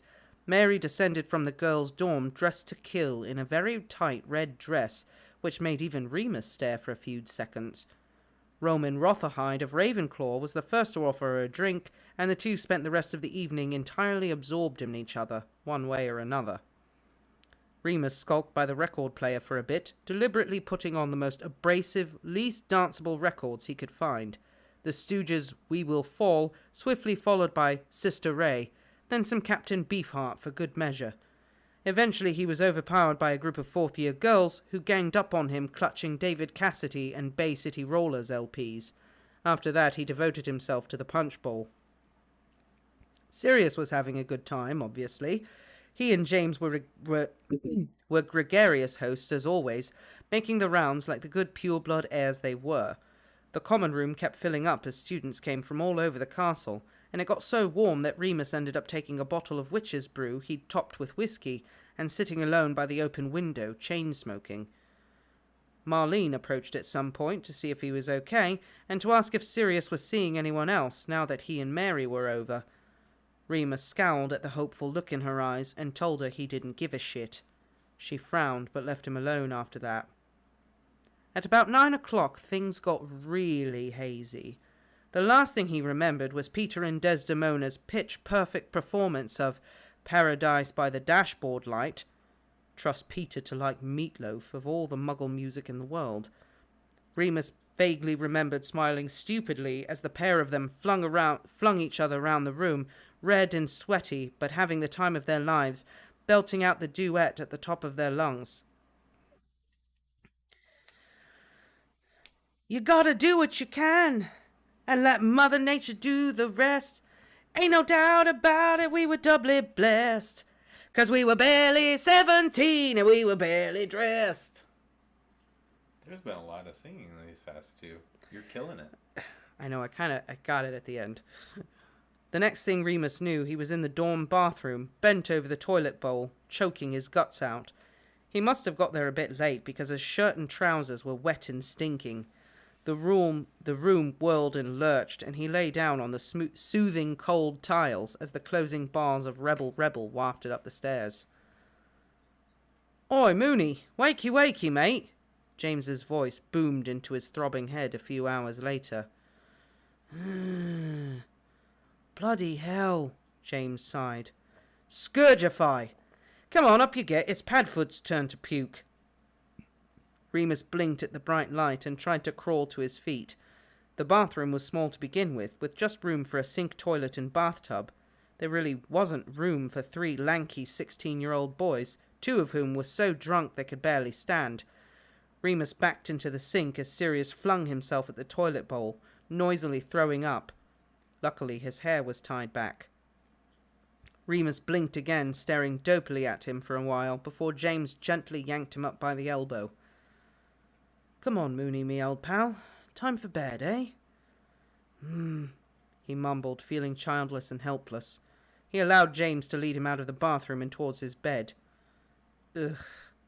The sheets were still rumpled and Sirius's record player was still perched precariously at the foot. James moved this as Remus clambered under the covers, still in his jeans and socks. "Phew, you were supposed to be the responsible one," James huffed jokily as he drew the bed curtains. "Night-night, Mooney." "James," Sirius whined from the bathroom. James tutted and Remus closed his eyes. The hangover the next day was so horrendous, Remus thought he'd never drink again. Yeah, I've said that too, Remus. Wednesday, 10th of November, 1976. In the week that followed, Remus was completely on edge whenever Sirius was around. They weren't ever alone together, and it was hard to tell whether or not this had been engineered by Sirius, or whether it was just a coincidence of being at boarding school. Certainly Remus made no effort to catch him alone. Who knew what might happen? There were plenty of explanations, of this he was certain. He had to just think about it. Perhaps Sirius was just up for it. They were both teenage boys, after all. Remus had been readily available, and hadn't put up any resistance. Perhaps this was the sort of thing rich boys did at boarding school. find a bit of rough to rub up against. It could even be a bit of Sirius's canine side coming out. The worst part was that Remus didn't actually care what the reason had been. He just wanted it to happen again. As guilty as he ought to feel, he spent every night lying in his bed and wishing that Sirius would come creeping over, or that he, Remus, had the courage to get up and go to Sirius himself. But the courage never came, and after a week, which comprised Sirius's birthday, a Hogsmeade weekend, bonfire night, and a full moon, Remus simply had to try and give up on it. As usual, when facing a crisis, Remus had composed a trusty list to help even out his thinking. This one was titled Reasons to Forget the Sirius Situation. Number 1. Sirius clearly wanted to pretend it had never happened. A good friend ought to respect his wishes. Number 2. Remus really wanted to be a good friend because, after all, losing a friend was potentially much worse than never touching Sirius again. Wasn't it? Number 3. Sirius was making no bones about his deep and abiding attraction to girls. All girls. Every girl. The last point was the most salient. A contributing factor to Remus's messy downfall at the Halloween party had been Sirius's dogged attempts to flirt with every girl in the room over 15. Extremely successful attempts. By the time the next weekend rolled around, it was common knowledge that Sirius was now casually seeing Avni Chordy, the Hufflepuff who'd enchanted the pumpkins to glow in the dark. This was a familiar situation by now, and Remus was at least glad he wasn't a prefect anymore, and ran no risk of stumbling upon Sirius and Avni snogging in the astronomy tower. He did avoid the greenhouses, though. Life plodded on. Remus's study group slowly rebanded, sidling up to him one day in the common room, or to the library, to politely inquire whether the seat next to him was taken, and then, once he'd confirmed its availability, setting in and asking if he could mind just checking something for them, or giving his opinion on some point or other. Remus didn't mind. It was a good distraction and much healthier than getting stoned, at least. Christopher did not join in, but Remus supposed he must be busy with OWLs. The third full moon of the year went just as the previous two. James swore he caught sight of a unicorn really this time, and the lessons with Madame Pomfrey became an unexpected delight, to the point where Remus was now competent at healing minor abrasions and bruises. No more TCP for him. So really, he told himself repeatedly, he, Remus John Lupin, had no reason at all to be unhappy. Everything was as it should be. Even James and Lily were getting along without any hexes or curses being thrown. The emptiness was only inside of him. His outer life was fuller than ever. In light of all this, he was quite surprised to receive a letter one quiet afternoon in the library. Actually, received a letter might be overstating it. A paper aeroplane had stabbed him in the back of his head while he was trying to concentrate on converting an Agrippine arithmetic equation into the Chaldean form. He hissed in pain and grabbed it, glaring round. He was alone, but he knew exactly who was to blame. James's locomotor charms were legendary. He unfolded it, smoothed it out, and began to read. Marauders assemble. We've lain dormant too long. Tonight, midnight, garden tapestry, mischief. He couldn't help but smile. They hadn't done a proper prank in ages. Marauders assemble. There you go. The Marauders are the superheroes. Thursday, 11th of November, 1976. Midnight. Who's that? Who's that? It's me. Oh, hiya, Moony. You found the cloak, then? Sirius with you? I thought he was with you. No, I had patrol. What about Wormtail? He's here on my shoulder. We didn't fit otherwise. You two are making so much noise. Padfoot! Prongs! How did you get here without the cloak? I walked, you wuss. Lucky Filch didn't see you. I was born lucky. The garden tapestry was on the ground floor, only a few yards away from the entrance to the dungeons. From this, Remus had surmised the prank would be aimed at Slytherin. He was not wrong. James had a very large wooden box with him, which he was propelling along with his patented locomotion charm. "Some of the bobo tubers accidentally crossbred with some puffball mushrooms," he whispered as they crept down the stairs to the dungeons. "Professor Sprout asked me to chuck them out in the compost heap, but I thought that would be a waste." "Where are we going to put them?" Sirius whispered back excitedly. "Well, I don't know this year's Slytherin password. Any of you?" They all shook their heads except for Peter, who, still perched on James's shoulder, gave a negative-sounding squeak. James sighed, only mildly disappointed. "Then I thought we could probably just leave them scattered around a bit. They're just about ready to spore, I reckon." Once they'd reached the dingy, cave-like lower levels of the castle, Peter transformed back into himself, and James set down his crate. He lifted the lid to present a bounty of at least 100 large, yellowish, gently pulsating mushrooms. "Ugh," Peter said. "Yup," James grinned, lifting one carefully out of the box. It was about the size of a tennis ball. "Don't squeeze 'em. They're full of pus and ready to blow." "This is going to be excellent," Sirius grinned, reaching in and grabbing two. They quickly and efficiently began squirreling away the weird pimplish fungus, behind sconces, over doorways, under carpets and inside suits of armour. The puffball bobotuber hybrids were throbbing unpleasantly in their hands, and Remus thought James was right. They were ready to go off any minute, leaving the dungeons covered in foul-smelling pus. They had maybe half finished with the box when Remus's ears pricked. He had the strange sense he was being watched. Whirling round, he spotted the glowing yellow eyes of Mrs. Norris, peering round the corner with that smug, spiteful look on her squashed face. "Shit!" he whispered. "Quick, look!" "Oh, bugger!" James said. "You three take the cloak and hide, and I'll—" "Who's there?" Filch's voice barked. "Quick!" James hissed and began running in the opposite direction. Peter, Sirius, and Remus looked at each other before telepathically deciding to duck into the nearest open doorway, which just happened to be the girls' loo. "That fucking cat has it in for me," Sirius muttered, "ever since I became an animagus." "You can talk," Peter replied testily, wringing his hands. Remus had just dragged the box of mushrooms in behind them, and was desperately looking for a place to hide it.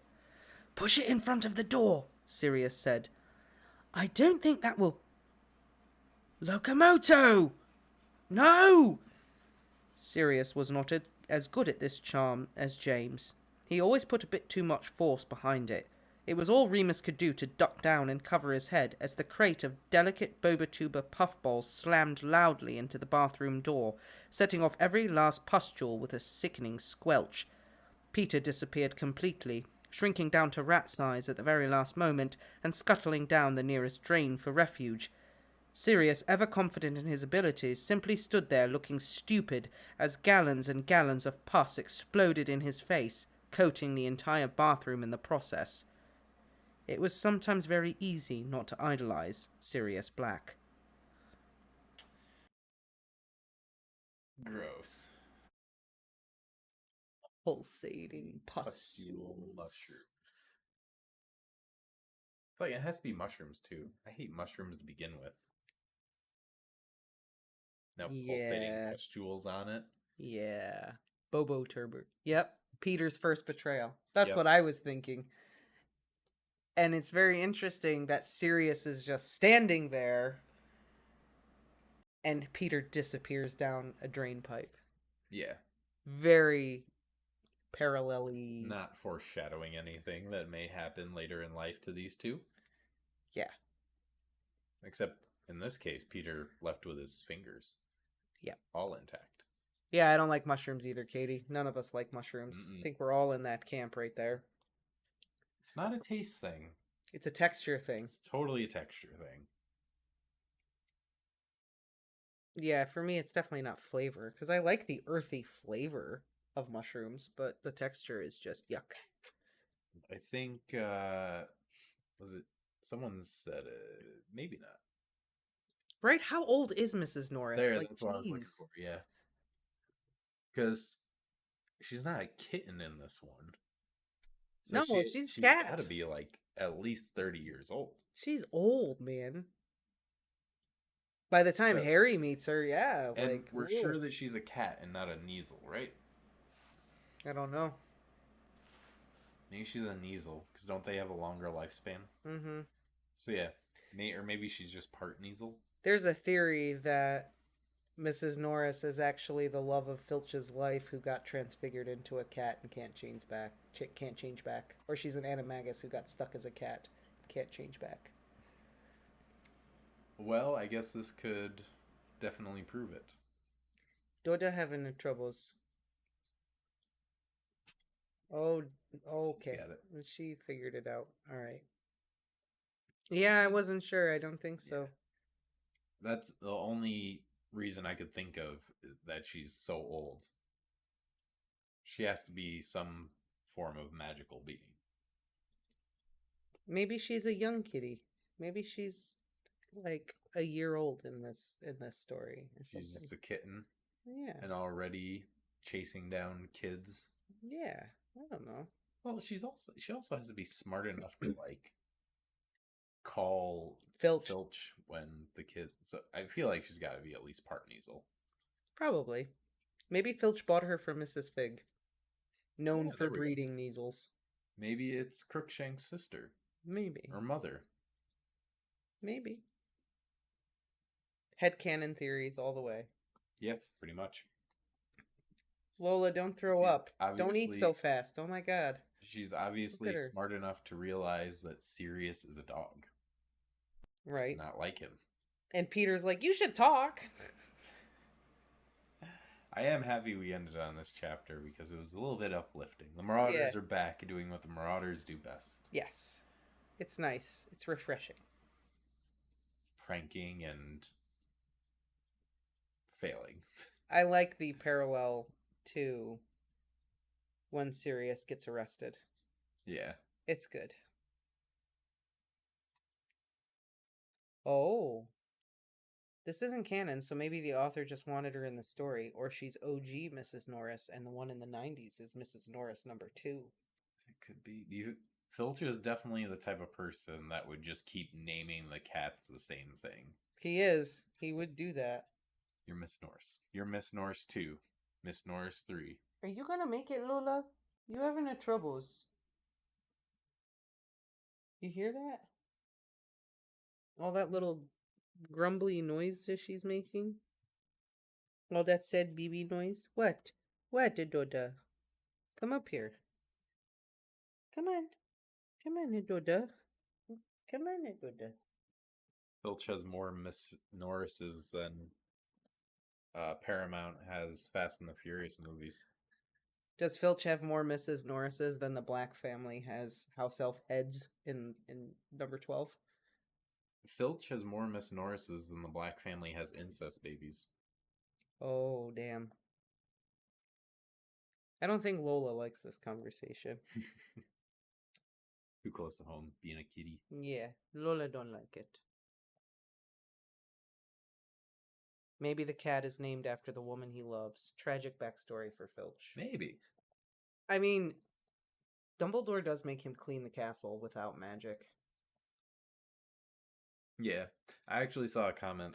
I guess we brought this up and someone had to clarify that the house elves clean the owlery. How do we know this? I don't know. Someone said that, and I'd prefer to think that Filch does it. Because it's just funnier. Well, Filch catches him. Filch catches Harry. Like, Filch runs into Harry in the owlery. What's Filch doing up there? Hello. Yeah, I don't know. I like to think that Filch has to clean the owlery, too. Sending out love letters? Maybe he's doing his quick spell correspondence. Yeah. I couldn't think of what else he could be possibly doing up there. Sending out information on Harry Potter to the Ministry? Not in book 4 or 3. I think it's book 4 when he runs into. Oh, yeah. because Cho is with him, I think. Covers for him. Either way, who knows? Who knows what that shady man is doing half the time? That's true. Oh, well, thank you very much. We're glad you like us. Yes, thank you. We're glad we can help you sleep, too. That's a bonus. Right, Doda? Oh, Doda. What? Oh, she's stinky. She got the pee-pee feets. Doda got the pee-pee feets right now. I think Dumbledore gives Filch the job because what else is he going to do? He needs to have a purpose. He doesn't want to live as a muggle, so he needs a job in the wizarding world. That's true. He's a squib. What's he going to do? He's going to be a muggle, or he can participate in the wizarding world in some capacity, so he's got to do something. That's true. But you don't have to give him the worst job. That's all I'm saying. Well, yeah. You know, he can be security or something. I don't know. No, I agree. I think Dumbledore, took him in. Yeah. I think it was definitely Dumbledore trying to do a kindness until Fred and George Weasley showed up, and then it wasn't really a kindness anymore. Good night. The Marauders, too. Have a good night. Thanks for dropping in. Yes, thanks for dropping in and letting us know how much you are enjoying what we do. What about you, Dodo? Dumbledore hired him so that Hogwarts could get the tax write-off. It's like a charity thing. You get a tax write-off for however many squibs you hire. You have to have so many squibs on the payroll. And you get a tax break. What kind of tax break does he get for hiring a house elf? Maybe that's why him and Fudge get into an argument, because Dumbledore wants a tax write-off for paying Dobby, and Filch thinks that's bullshit. or Fudge thinks that's bullshit.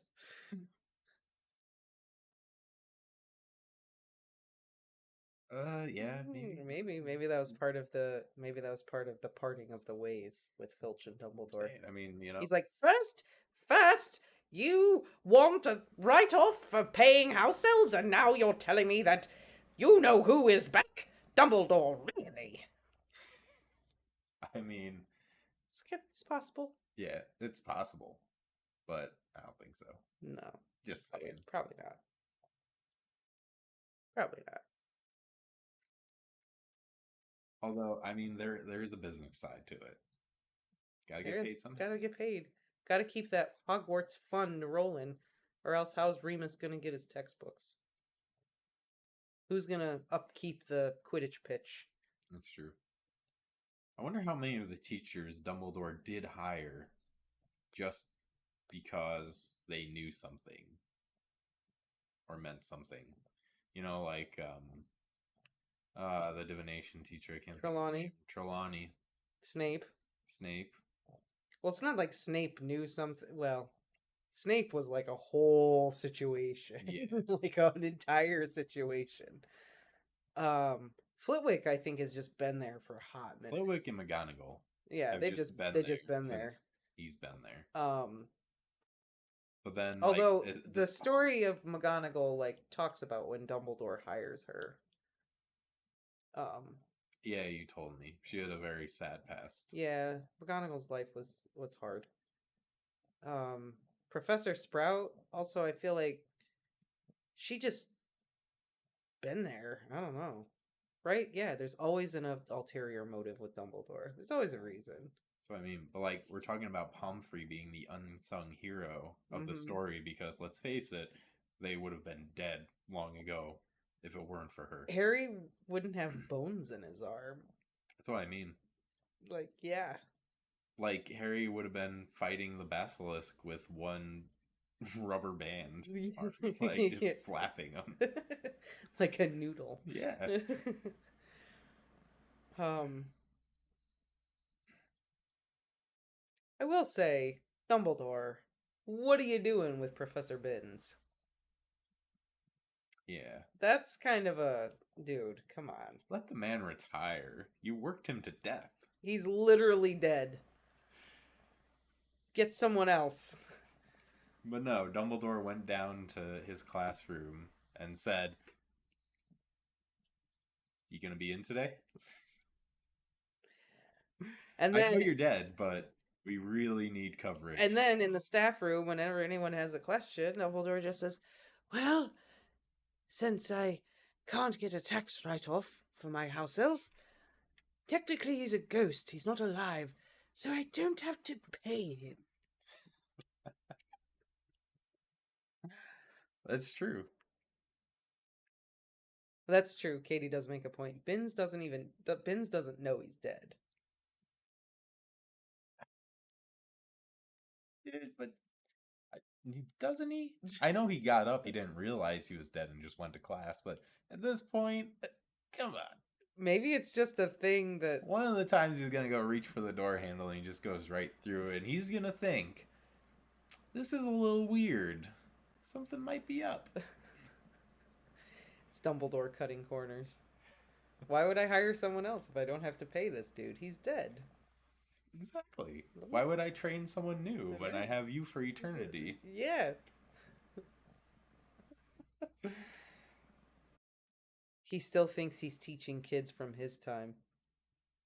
Dear God, he must suffer from dementia too. Maybe that's part of the problem. Dumbledore's just like, it's fine. It's fine. Maybe that's why we have a second Wizarding War, because they didn't have a good history teacher to show them to learn from the mistakes He of didn't know history. any of that happened. He doesn't even know about Voldemort. He's not even aware. What do you think he did in the Battle of Hogwarts, Professor Binns? Who the hell knows? I don't even know. I don't even think I got anything for that. I don't know. Do you think he was Maybe he's just in his classroom waiting for the kids to show up. I don't know. I was gonna say, do you think he went back to his room and was like sitting in his chair reading? It was just like, quiet down. Scared me half to death with that racket. Oh, he only teaches history up to the point where he died. Oh my God. If McGonagall continues to employ him after the Second Wizarding War, right? It's like, that's an issue. thank you for your services. You may go to the afterlife. Well, it's too late. He's already a ghost. He can't go on now. Oh, that's right. I forgot. You're stuck. Yeah. Well, I mean, he can go have some fun, go visit some historical monuments, haunt them. He could. He could hang out with Nearly Headless Nick. He's just gonna, peek out of, war memorials. Now, let me tell you about this. Yeah, why not? Dodo, you so stinky. Maybe he's going to, You get into me, Dodo. You stinky pee-pee. I don't know. I guess there's not really a lot to do as a ghost. Right? That's why Nearly Headless Nick, looks at them when they eat and he gets, sad about it. Because he can't eat anything. But he's always hanging out in the Great Hall. He does it to himself. I know. Just don't go there. Yeah, that's true. He does bring it upon himself. Yeah. Can't tell me he doesn't know what time they eat now. Just stay out of there. Maybe he just likes to torture himself. I don't know. I don't know. Being broke, going to McDonald's, ordering a Big Mac, and just smelling it and walking away. Yeah, the ghosts in Harry Potter are super depressing when you think about it. They're very Nearly Headless Nick with the food and then except the Blade Baron, he's a little scary, less depressing, more. Well, but even his story ended in tragedy with the Grey Lady. That's true. That was awful. Well, I think that's what it's trying to get across, though, is that going on is what you're is yeah, better. Well, yeah. Don't yeah. So maybe she was trying to get that across early on because, well, we know that Sirius goes beyond the veil. Yeah. So you shouldn't feel so bad. It could have been worse for Sirius. He just went beyond. The Fat Friar, though, seems like he's having a pretty alright time. Yeah. The Hufflepuff ghost, he seems like he's doing okay. That's true. He seems alright. Everyone else, depressing. He's got to have the worst. I mean, his house is right next to the kitchens. Want to talk about nearly headless Nick being hungry? Yeah, I don't know. That man just smells food 24/7. I do think you make a good point, though. The whole point of the ghost being depressing is that this whole story is about death and how death is a part of life. And when you don't fulfill that part of the cycle, look what happens. Mm-hmm. You have a party in book 2, and all the food is rotten. Just so you can taste something. Yes. Just a little bit. Yes. Exactly. So, in other words, don't dilly-dally. Just go on. Yep.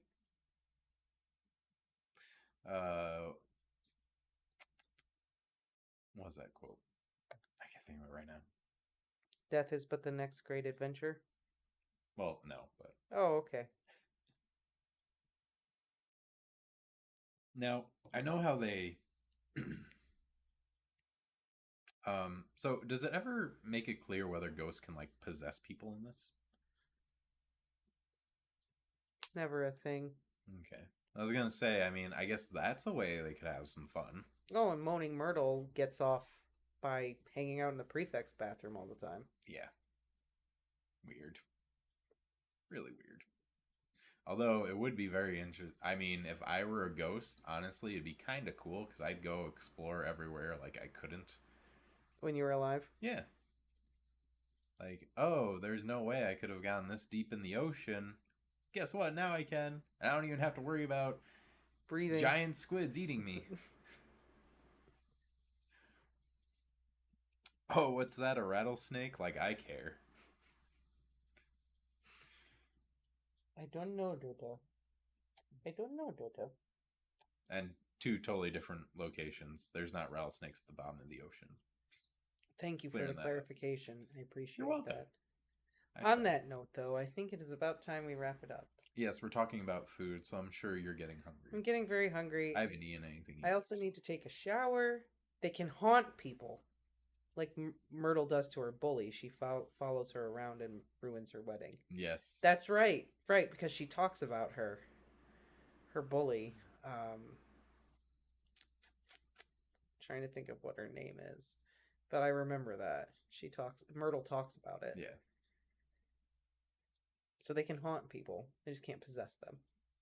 Okay. But yes. Bye, Red. See you all. I have to shower and eat still. So thank you all for joining us. It was so good to see you again, Katie. Welcome back to the streams. We will be back next week with another stream. And happy St. Patrick's Day tomorrow. Yes, happy St. Patty's Day to everybody. Oh, yes. Have a very merry St. Patrick's